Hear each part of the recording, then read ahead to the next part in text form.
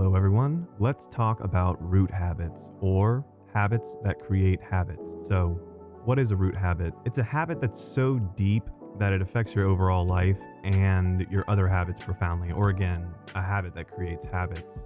Wouldn't that be nice? Instead of having to focus on a whole bunch of different habits to make, to focus on one habit that will knock all the rest of the dominoes over. That's what I'm trying to get at here. So, why does this matter? Life's too hectic.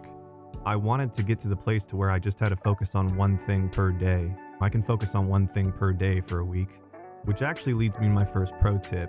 Most people don't realize that self-talk is actually a habit, and I'm going to illustrate that to you with an example from my life personally that just happened like 3 months ago. So, let's get into it. First, we have the problem. About a year ago, I bought an RV, which you can probably see, and moved into it. Yeah, RV life, I get it. But then I went across the United States without any of my ADHD medication. But the main thing is I got back here in Florida where I'm from, and I realized that I couldn't get those medications anymore.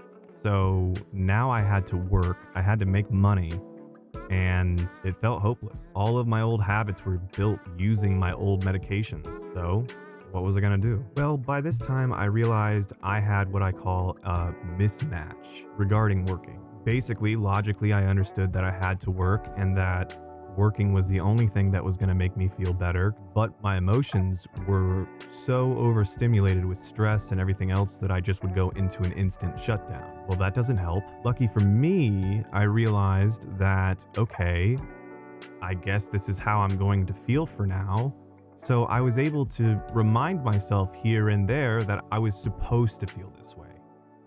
And then it hit me. My hypothesis was that if I could change my self-talk habit in the moment where I feel the discomfort in that shutdown, to be like, hey, you are supposed to feel this way, everything's okay, then everything else would follow. Before I just started to do this though, I needed to set expectations. It's the most important part. And here we are. Habits are all about repetition, even the smallest part of the habit. The funny part about this is that I was so stressed that it gave me ample opportunity to try to tie in this reminder. But really, the main thing here is that I expected 1% improvement for myself every day.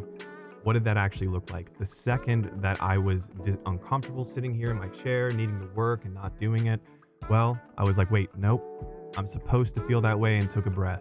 I want to pause this here for a minute to just give us a reality check. I only had 2 choices in this situation. It was either get up and work or stay down and be depressed.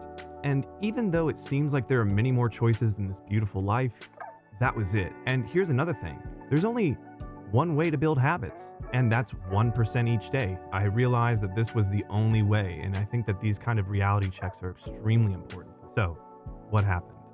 Well, I'm sitting here and making this video for you, but moreover, as I said, it's the incremental progress. Once you set your expectations to only be 1% per day and reflect to see that you are making these small changes, it gets easier every day. And yes, my hypothesis was right. Tying in this self-talk habit when I felt that discomfort, especially towards work, was the exact amount of leverage I needed in order to make all the other habits start to happen. Anyways, guys, I hope this helps.